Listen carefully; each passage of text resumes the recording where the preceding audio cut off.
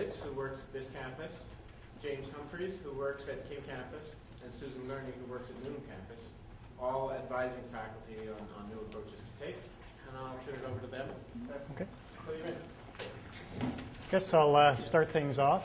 As Eva mentioned, my name is James Humphreys. I'm at the King Campus of Seneca College. Just to keep things a little bit visually entertaining for you, we've got the three of us. We're all going to be speaking, and it's going to be kind of a mystery as to at what point I'm going to flip over and give things over to Kevin or Susan.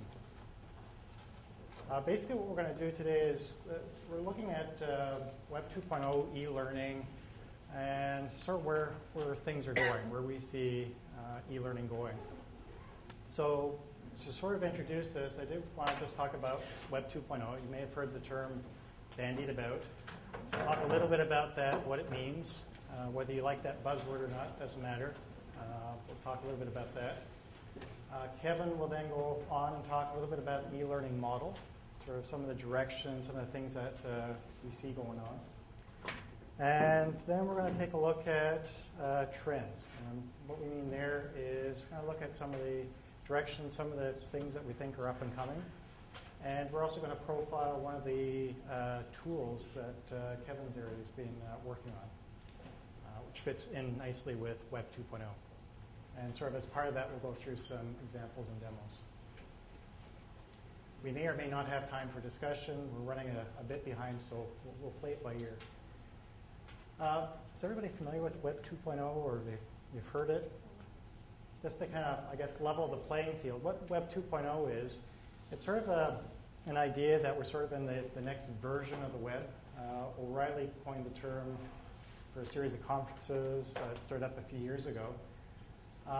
And some people just think it's just a buzzword, just kind of hyping the fact that things are changing. I think everybody can agree that the web is a little bit different now than it used to be. It used to be people were looking at things like static web pages. Content wasn't updated very frequently. It was actually pretty plain, pretty boring. The direction that things are taking now is we're getting to a lot more dynamic websites. There's a lot of social networking. People are collaborating. And the web is being now used as a platform for a number of applications. So this picture I actually got off of Wikipedia, which is actually a good example of something that's Web 2.0. Just kind of goes over some of the types of software, some of the types of applications that are hallmarks or considered components of Web 2.0. And then sort of on the periphery, you probably can't read some of this, some of the common sites or applications. Things like Flickr, Delicious, Wikipedia, sites that you're probably all familiar with. But where we want to go with this is to take a look at how this is going to impact e-learning and online education. And it's part of our role here at Seneca is to help faculty with technology and teaching and learning.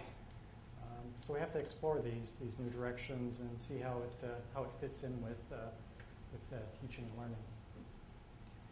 Sort of the overriding theme here with what we're going to be taking a look at is with any sort of Web 2.0 or whatever you want to call it, software is the ability to collaborate, share, and there's a networking component. For those of you that come from an educational background, this really fits in nicely with constructivist pedagogy. There's the ability to create a knowledge base, and in this case, a shared knowledge base. Okay, I think at this point, yes, we're going to turn it over to Kevin. So I'm going to pass the mic over.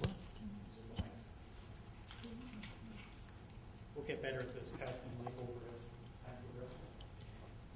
Okay, and then we've got another visual here. Notice that we're using a lot of visuals in this presentation. Looking at an e-learning model. And this is, everybody looks at this and says, what is all that crap on that screen?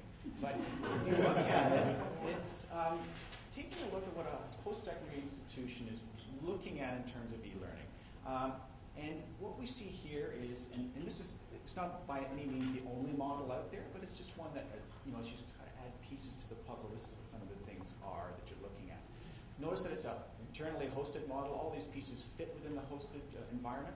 That may or may not be the case at your institution, but for argument purposes, we just put it there in this case.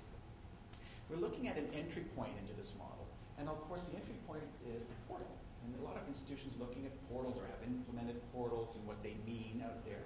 Also, beside the portal is a lot of roles that interact with the institution. It's not just faculty, and students, and staff.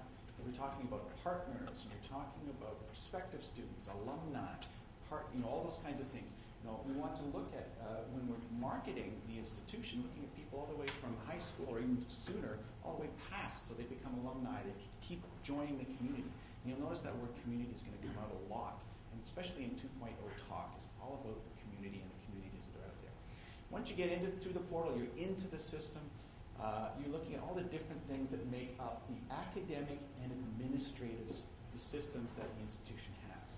I've broken them down into, everybody knows about course management systems. That's being like the mission critical web application for a lot of institutions.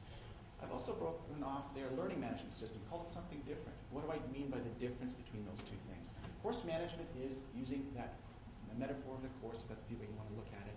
Where learning management system is about the individual. What is the individual skill set? What outcomes do they need to gain in order to achieve what they want to achieve with the institution? So it's very much an individualistic system as opposed to a generic course management system. Research management. In Seneca College, for example, is now that we offer applied degrees, we also do applied research. So we need to collaborate external to our institution, which is something that more and more we're using more and more. So it's collaborating externally with partners and research partners into the institution. So we need a system to manage that. The other one beside it is the one that I think applies to Web 2 more than some of the others, is this thing called the extra course management. We started with course management. That's what I guess would be a Web 1 type tool. But we need to look at other things that are beyond the scope of just the course. Blogs, wikis, e-portfolios, shared content, all that kind of stuff. So that's a real focus for Web 2 development and some things to think about from a need technology and e-learning perspective. Then you've got institution repositories, looking at learning object repositories, the library role, institutional knowledge, intellectual property, all those kinds of things that are listed there under the academic systems in the institution. Then, of course, we have the administrative systems. One of the things with e-learning is it's a marriage between technology and pedagogy and academic and administrative systems. And more so, the relationship between departments that are primarily administrative to those departments that are primarily academic becomes critical. And how do we manage that relationship is essential. And so you see all those things like you've got your student information system integration, you've got your web online registration, all those kinds of things. And you've got to have your communication tools, your email, your calendaring, your synchronous tools, your asynchronous tools, all that kind of stuff, and the teaching and learning component. And I won't bore you with the rest of this because I think the point is made in terms of where we're going to look at for what's coming is around that extra course management system type of stuff that we're seeing developed, and where open source is playing a leading role. We'll say that at this stage. So that's what an e-learning model sort of looks at, the bits and pieces that make up the institution's environment. Is this me? Trends? Okay, trends. Some of the things that I think of happening when we look at the first generation, a lot of the stuff on the web was to solve administrative problems, okay? Make administrative efficiencies, gaining in that area. So web registration makes it easier for students to register. Automatic enrollments makes it easier for students to get into the course management system or whatever that happens to be. So those are sort of administrative things. Where I'm seeing a shift now in a lot of the tools that are created, there's more of an academic focus. How can we use this stuff to really enhance teaching and learning? That's what, from an academic perspective, which we are, that's really important to us. And I'm seeing a very positive shift moving to an academic focus for a lot of this stuff. There's really an academic need to solve rather than an administrative need to solve. Okay? The whole trend towards extra course management is not all about the course anymore. Okay? We want, if you're a student, you want to place what you're doing through all different types of courses and put it into an e-portfolio so people here at the institution can see it, people outside the institution can see it. So you want to be able to do that. You want that service to be able to use it, a lot of that. It's about community, social networking.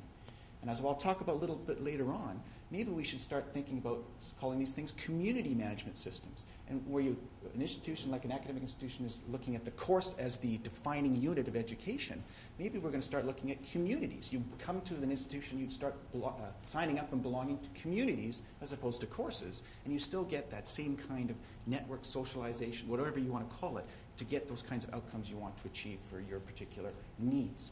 And again, going back to the individual. So remember that learning management versus course management system, the way I defined it? It's the individual's need, their outcomes they want to achieve in order to get where they want to go.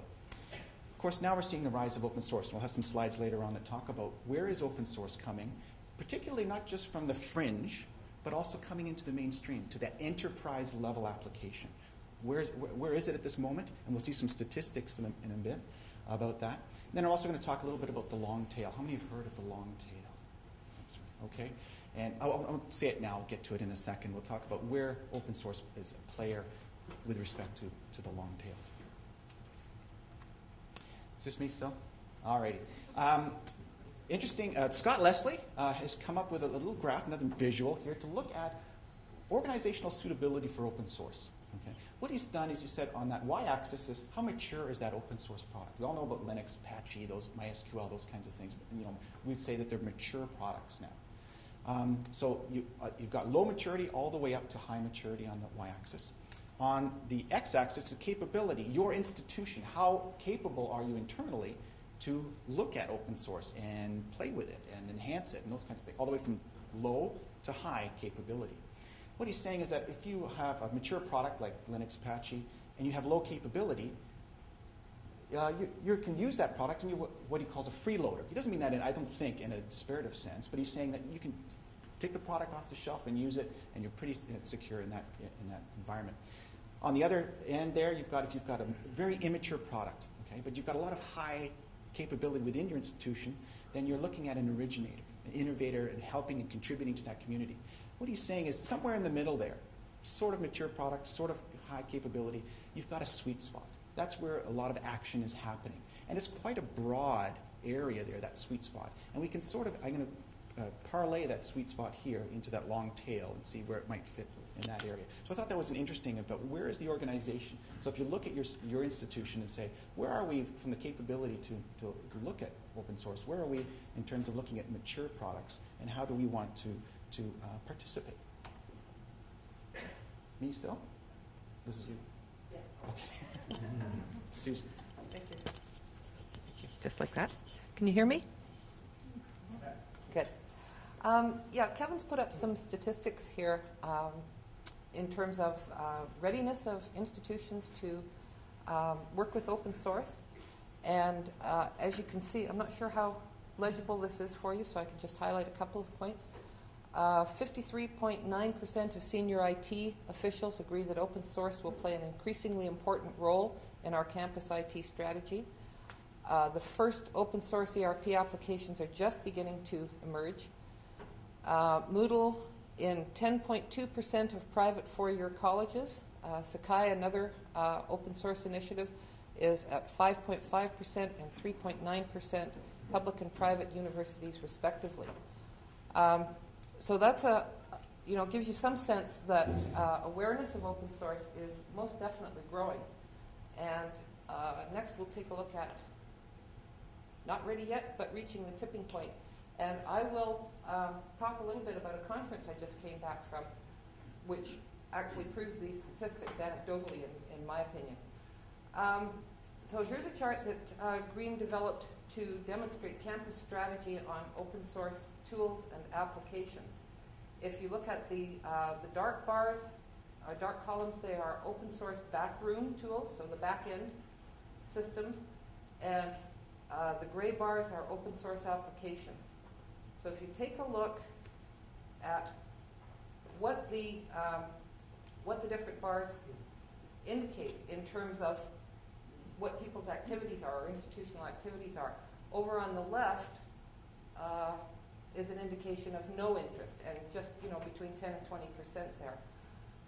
For observing but not actively deploying at this point, look at the difference there. There are a lot of people observing in terms of the front-end applications, so things like the course management systems, Moodle, and that sort of thing.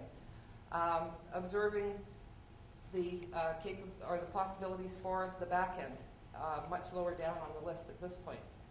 Sampling, though, it's virtually the reverse. So that means that administratively something's going on there. Some people are taking a look at it. Operationally, there's some significant deployment. Second from the right, what we call mission critical. It has not yet reached a significant proportion. But then we look at contributing and committed to development, a very small portion at this point, but probably going to grow. I just came back from the League for Innovation 2006 Information Technology Conference in North Carolina. It's quite a big conference. It's aimed at community colleges worldwide.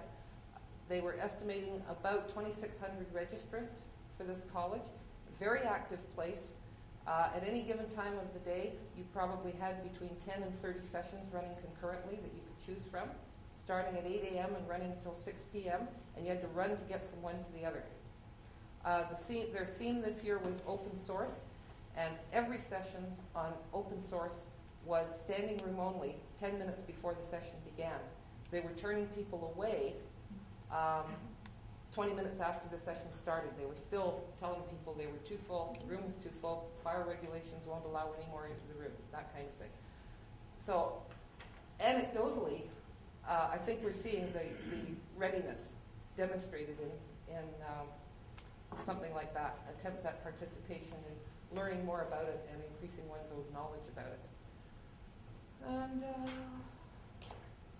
we go. Yeah, you get. Susan forced me to do this one because she looked at it and said, what the heck is that? So again, it's one of my slides, which I put up a lot of, what is that? But what the trend is showing here, this is from Clark Aldrich. He's looking at here the merging of proprietary systems. So what you're seeing is over time, proprietary systems merging and merging and merging. And of course, we've seen that with Adobe Macromedia, okay, joining together. We've also seen it with Blackboard, WebCT. And there's lots and lots of other examples. So I just want to look at that. From the closed area, the proprietary systems we're seeing merging. And so what we're doing is looking at less choice, less availability. Well, I shouldn't say availability, less choice. There's lots of availability there. So in terms of a trend. Now, contrast that with open source. I think what we're seeing with open source is kind of a reverse to that. Open source has forks for different distributions. Open source looks at the long tail. And what the long tail is saying over on the left-hand side there that there are certain applications or software, or it's mostly Anderson's gearing towards economies in this case, but I'm going to turn it around to applications that are used by everybody, you know, and so they take up a majority of the market share. But there's all sorts of, in the long tail, applications that are niche applications that are used by certain individuals. Okay? And there are communities that are developed around that to support that application. And the critical mass to keep those going is because the web exists and we can go international. So we can get people from all over the world to support and maintain those small niche communities. But collectively, that long tail stuff makes a significant part of the overall stuff available to us. Okay? So what we're seeing in the open source area is that we're seeing more and more different types of applications popping up all over the place, okay? And different types of communities supporting those particular applications, which is kind of a reverse to the closed source kind of trend, I think, anyway. The other thing I'd like to do is, I mentioned the sweet spot that Scott Leslie mentioned. I think you could plot the sweet spot just probably in that yellow area and a little bit more along, push it into the red area as well, because there are some significant open source players. You know, you've got the Linux, the MySQL, the Apache. Now I would put in there, you know, Moodle's moving that way, okay, gaining traction, Sakai, those types of things. And the one thing that what Susan was mentioning there is, why are we seeing this trend? Why is there such a push?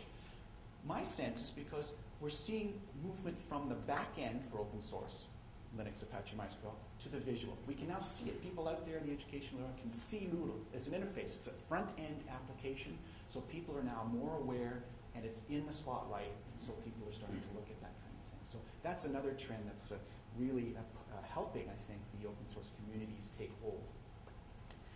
So, in a nutshell, what are the trends? I think at the enterprise level, because this is really the critical part, if you're going to gain traction, you're going to have to do it at the enterprise level. Okay? Can these open source applications become mission critical applications for that particular institution? I think they're knocking at the door. So we're starting to see people say, you know, what we've seen in the last little while is things like WebCT Blackboard. I don't want to, you know, they're good applications. They work really well, and they have a lot of good functionality. But people now are saying, okay, can we review our CMS at our institution? And I was at the EDUCAUSE conference recently. A lot of people are looking at that now in terms of time to review our CMS. Okay, what are the criteria, what are the feature sets, and what's happening is that Moodle and Sakai in the CMS space are now part of that review, where before, 3-4 years ago, they weren't even on the radar screen. People are now saying that there's a column in my spreadsheet for review that says Moodle and Sakai and WebCT and Blackboard and Angel and Desire to Learn, and those kinds of things are available. So I'm just using that as one example. But we're starting to see that the mission people are looking from a mission-critical area that these are possible choices for the institution. Okay, James.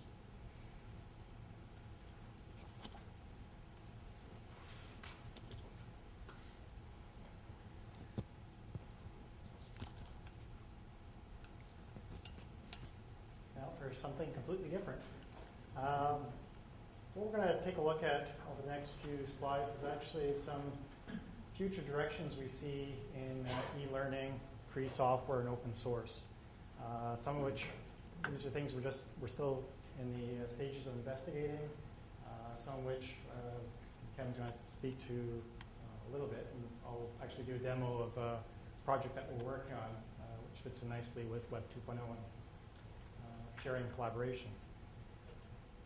This is, well, this is new to me, maybe not new to some of you. Have people heard of Second Life? How many of you have Second Life accounts? Okay, what Second Life is, and I'll show you a bit of a demo in a second. What Second Life is, it's a three-dimensional virtual environment, multi-user environment. In fact, Second Life just celebrated last week its 1 millionth resident. It's 1 million accounts. Typically, at any given time when I've been on there, there's 12 or 13,000 people on, but there's quite a few people in the system. To describe it to somebody that's never heard of this before, I'll show you a short video clip in a second. If you're familiar with The Sims, I call it The Sims on steroids. But it's sort of like The Sims, but so much more. There's a lot more to it. The interesting thing about Second Life is what this company, Linden Labs, has done is they've provided a virtual environment. They basically provide the landscape, and it's not open source. But the client that you download in order to interact with this environment, it is free software, and there's actually some work underway for developing an open source client. But educational institutions are now actually looking at this. They're creating online virtual campuses, and people are actually teaching in this virtual environment. And as a teacher, I know after I've been teaching for 20, 30 minutes, people start losing focus, so it's a good time to stick a video in. So what I'm going to do is I'm going to show a short clip. I didn't create this clip. In fact, let me just give a bit of background on it. It's by a group called the New Media Consortium, NMC. And what they've done is they've created a virtual campus in Second Life, and they have a 5-minute video clip. It's sort of, if you're not familiar with the system at all, it's going to give you a good overview of the Second Life environment and actually some of the things that they're doing in terms of education.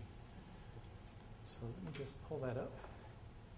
The clip is called Seriously Engaging because it really does engage the students. Let me just get the audio up here.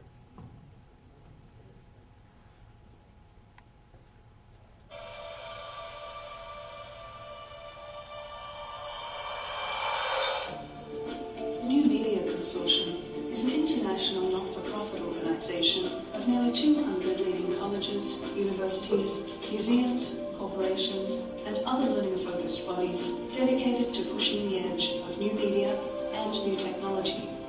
For several years, the NMC has been at the forefront of using the two-dimensional web as a space for convening people around new ideas and knowledge sharing. The rich, interactive, three-dimensional NMC campus is located in the virtual world of Second Life. The campus extends the NMC experience into 3D virtual space, providing a space for insightful interaction, collaboration, learning, and experimentation, while encouraging the exploration of the potential of virtual environments.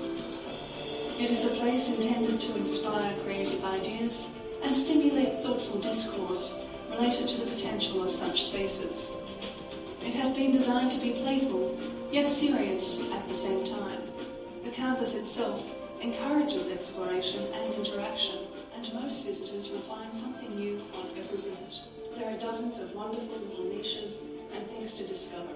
Like the World Wide Web before, Second Life is a platform that allows users to share their ideas and creations with others around the world. But Second Life extends the internet into a three-dimensional world where visitors can interact in real time in a shared virtual space. 75% of users in a rapidly growing population have contributed content to a world that is 100% user-created. As a place of endless creativity, Second Life provides a richer creative social experience than is available on the 2D web. Unpredictable, emergent behaviours abound in a world where users are given free rein. And many Second Life residents have turned their play environment into their real-world careers.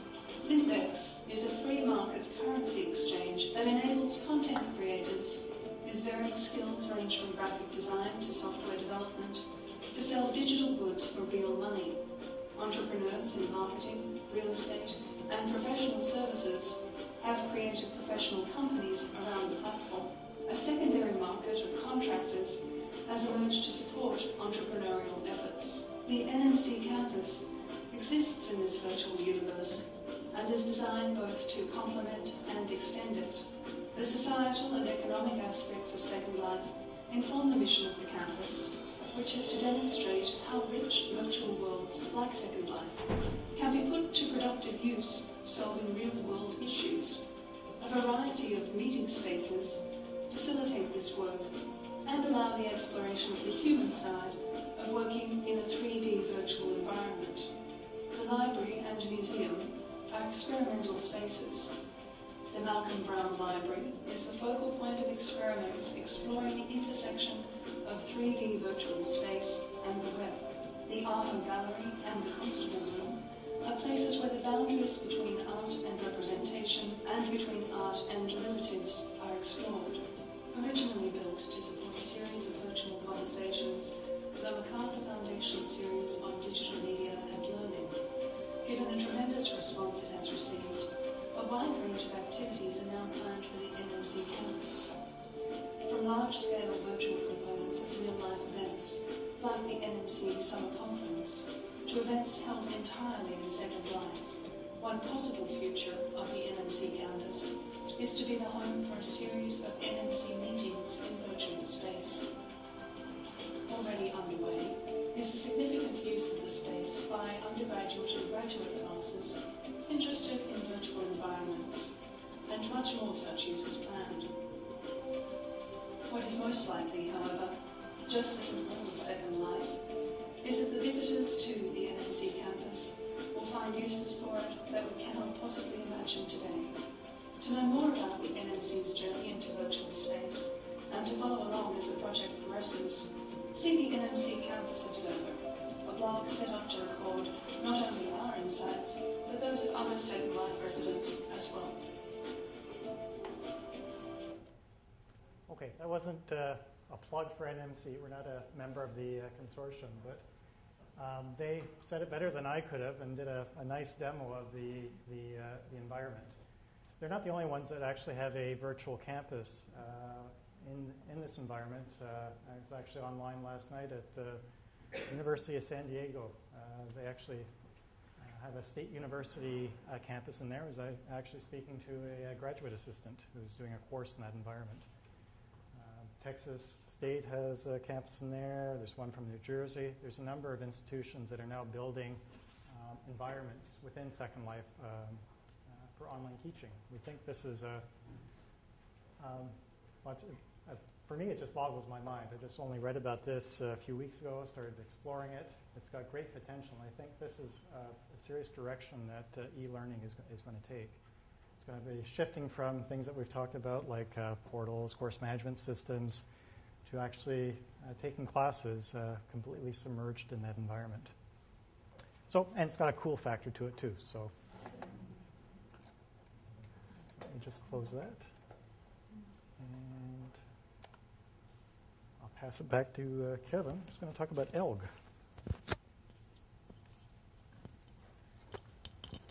Okay, a couple of other tools that I just wanted to talk about, and I know we're running out of time, so we won't get a chance to demo a lot of these, but how many have heard of ELGG? Anybody heard of that before? I call it ELG, I guess. It's one of those immature products that I talked about on that scale that Leslie has. But I think it's got a lot of potential for looking at Web 2 in terms of community, because some of the features that it uses. When I go to the community, and I've got to remember my password for it, what you get when you get there is it's your space. It's the individual's space. You can set up a blog through there, okay? You can set up an e-portfolio of types through there. You can add your own files to it. So it's very much a personalized thing. And I can't remember my password. Sorry about that. But I'll give you the look at here. But what it also does is it says I have the ability to create communities. So if I identify people that are my friends, and it's based on this Friends of a Friend protocol that's out there, I can invite people to join my communities. I can create these communities. I am off doing what I talked about before, not just doing a course, but doing some learning through a community that I'm involved in. Okay, so I think ELGG is going to gain more traction. Okay, it's not just a blog. It's not just well, it's not really a wiki, but a lot of those tools they're blogs or they're wikis. But this is kind of incorporating a lot of that stuff into a social networking metaphor, which is, I think, a Web 2 kind of creation. Okay. Oops. Next one, in terms of that we'll look at, is one that we're looking at all these trends, and I'm saying, okay, what could we do to contribute to the free and open source community? And what sort of things out there in the Web 2 space could then we create for other people? So what we did in the eLearning Center here at Seneca at York was come up with this Create, Learn, Explore activities. We wanted a small piece. Talking about this morning, we just wanted a little bit to get our teeth wet, so to speak. Is teeth wet? No, whatever that thing is. Mixing metaphors. Feet wet, that's what it is. Okay, and maybe our teeth are getting wet too. But what we're looking at here is we want to just create an environment. And what is part of this environment is it's a personal environment. You log into this environment, you get a customization, and you can create these things like if you're a teacher, and we want to take it we want to bring it to that front-end application, not the back-end stuff. If I'm a teacher, what would be useful to me? So if I wanted to create a labeling activity, so to speak, where here's a picture, here's some labels, drag and drop, have the student go and figure out where these things are. If I've got to do that in Flash, I can learn how to action script and all that kind of stuff, it's not going to happen, okay, for the majority of the teachers out there. But if you create a tool, remember Web 2 diagram that James had there that talked about making it simple, okay? Those types of things. Well, if we make a simple tool that people can use, then it can be done and people can contribute. The other part is when you create this, I want to share it. So I'll allow it to be copied. Other people can search it, copy it to their space, edit it, make it their own, and then they've got their version of that particular labeling activity. You don't have to start from scratch. You keep contributing to the community and adding and building to that community. So right now we have a labeling activity, and actually the concept map is now just ready to go. And what I'm going to do is, first of all, I just want to introduce a couple of really important people that are kind of the development team for CLIA. Over here we have Justin Goncalves and Diana. Hang on a second. What's your last name, Dan? What's that? Diana Condola. My mind's going. Sorry. Diana and Justin, who are, go ahead, stand up. How are the people that are responsible for this? The other person is Vienna Lee, who's not here today. She's away, but just wanted to introduce those folks to you. Okay. Then, what does this look like? Okay. James, are you doing this one? Go ahead. Okay. Well, you get to an environment here, and I just wanted to, really quickly, because I know we're running out of time. We've got a couple more things to go to. I do remember my login for this one. Okay. Okay. You come into the environment. Okay, and you're given these choices here, and they don't have the latest version of Flash Player on here, do they? So that's going to be a problem. Okay, so my apologies, I'm not going to be able to show it to you. But if you're interested in it, what it will do, okay, is it will you create this activity. Okay, as I mentioned, then you can go and share it. Make that. You have a choice. You can publish that activity to the web. You get a URL. You can share that activity with whoever wants to get access to it, and you can allow other people to copy it and add to it. Okay? And then you put that into a course management system or a community management system or whatever other system or the UMC virtual environment. And then people can use that piece, that small little bit, as a learning tool. Okay. All right. Sorry about that. Because of that, but does require it's built in a mixture of MySQL database at the back end, PHP scripting, and Flash. And you need the latest Flash player to look at it, which we don't have. Okay. So we'll continue. And if anybody's interested in that, they can come and take a look at it later on. Okay. Is it James? Are you doing this one? Nutshell? Okay. Well, I'll continue. You can do the next one. Okay. In a nutshell, what are we talking about? Okay. You can see that we're very organized here today. Okay. I think open source is at the tipping point. Okay. We're going to see more and more open source coming into the college environment, not just at the back end, but in the front end. What is exciting for me and probably for educators out there is that we're entering the teaching and learning era. That's what I believe. You know, we've got administrative solutions pretty much ongoing. There's always going to be administrative upgrades and administrative new features put in there, no question. But now there's going to be a lot of work on the academic side, which is encouraging. I think we're looking at distributed, democratized innovation. Okay? We got Moodle, for example. I'll keep coming back to Moodle. Is that it's an international community. Okay? And you're looking at people from all over the world contributing pieces to that. We're looking at technology and pedagogy matched together, administrative and academic systems. More and more the relationship between those two is critical. And it's going to become an institutional cultural thing. Okay? What is the institutional culture around that? Okay? What are the principles that the institution espouses, that sort of thing? And here's the biggie, I think. It's coming to an issue of who owns it and who controls it.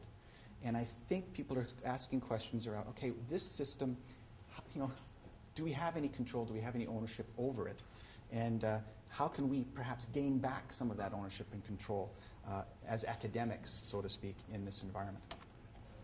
Susan.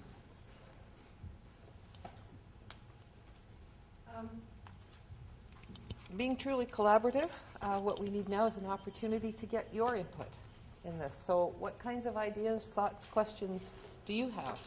Do you have any answers? We may have some answers. Maybe you have answers. So what kinds of things would you like to share in terms of what you've heard this morning?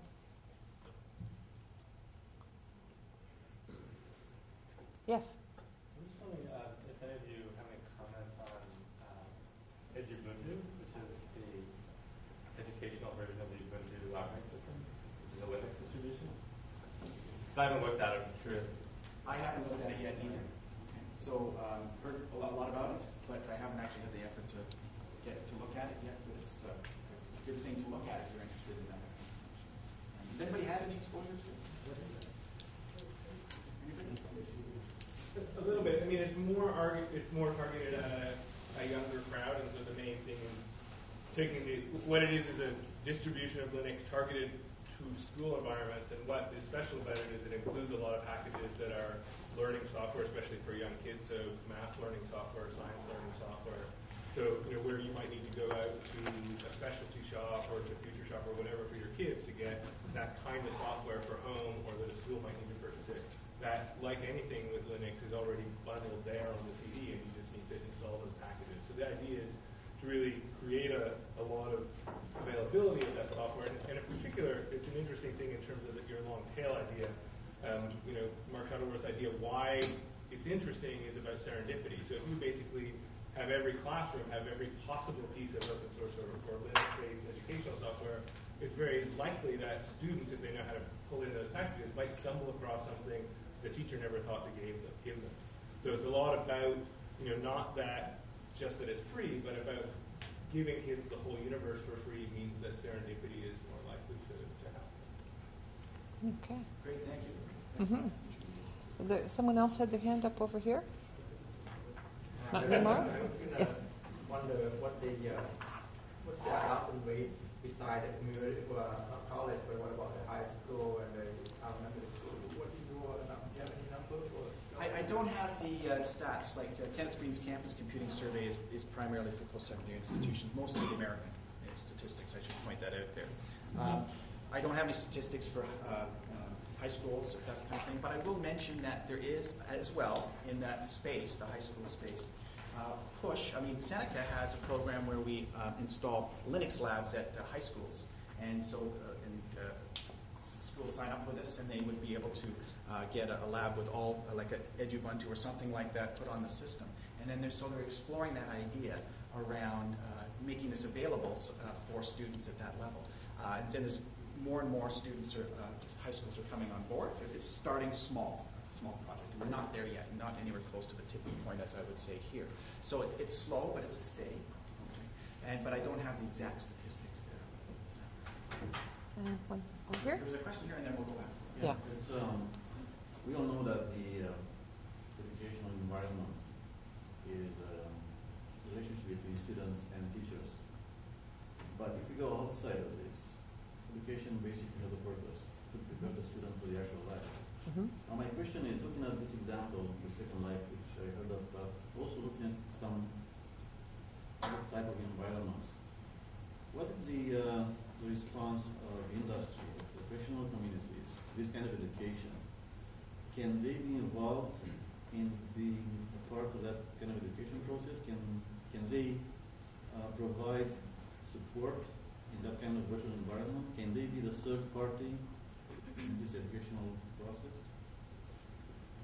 I think those are great questions. Do I have the definitive answer? I don't. But I think that if you look at that e-learning, somebody has an answer. Not a big answer, but I went to a conference, industry, the Canadian Society for Training and Development in Calgary, and the VP of HR from Canadian Tire was there, and they did all their training on the Canadian Tire Virtual University, and they go to campuses just like maybe not as visually entertaining as that, but they demoed it, and all their training, their on-the-job training at Canadian Tire is done in this university, this virtual university format. So it's a transferable skill, but it's certainly the way that the companies are training as well.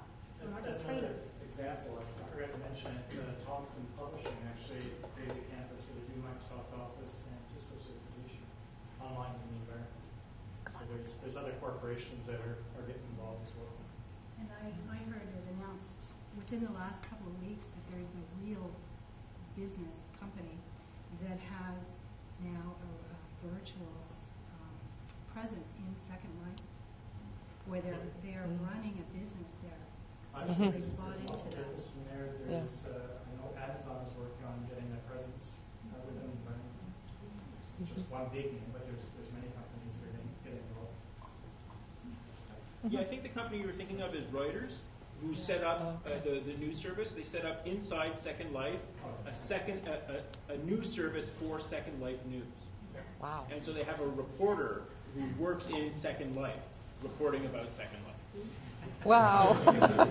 That's cool.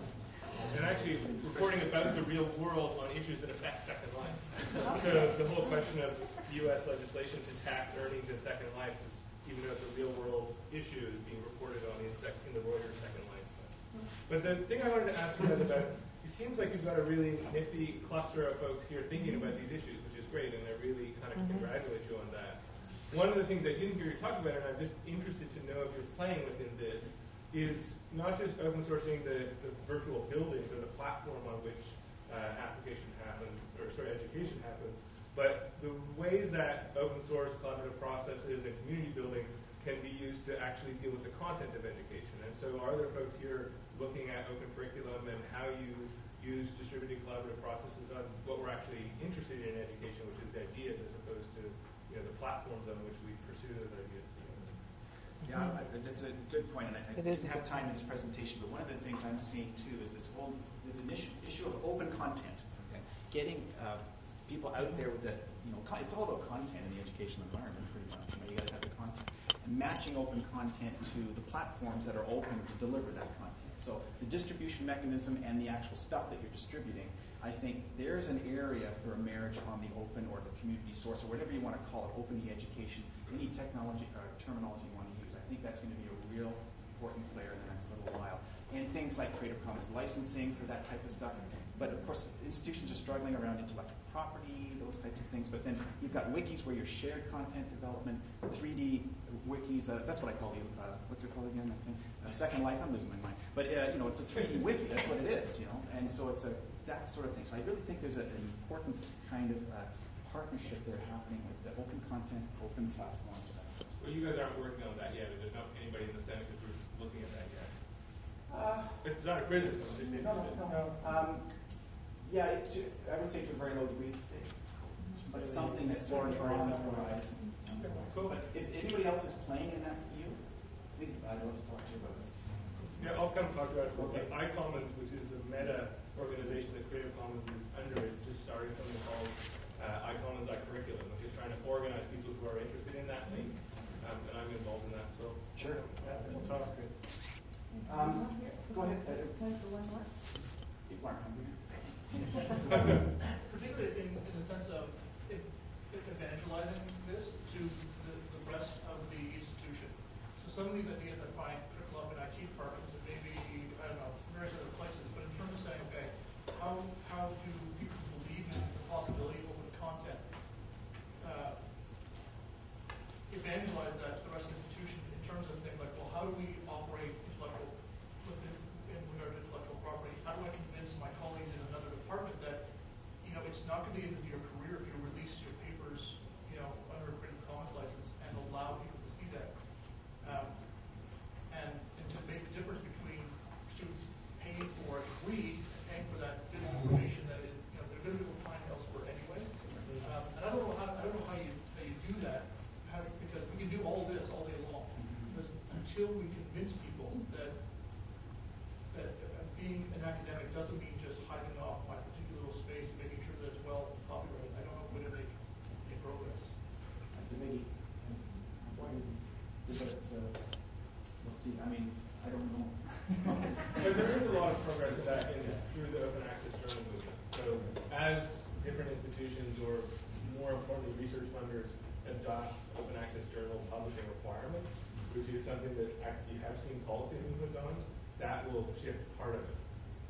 Because people will, in order to get the funding, It's like open source, you have to get to the tipping point. And the best way to do it is to go after the policies that people who write the checks for research. And people are doing that. I got to make a plug here, sorry, because you mentioned open access journals. College Quarterly, published by Seneca College. It's a freely available journal on the web talking about teaching and learning issues, specifically in the community college environment. It's called the College Quarterly. Sorry, that's my plug. Yeah, I know we've got to wrap up. I want to just thank you very much for coming and sharing our presentation with us, and your ideas and thoughts. I believe lunch is starting, and thank you for having us.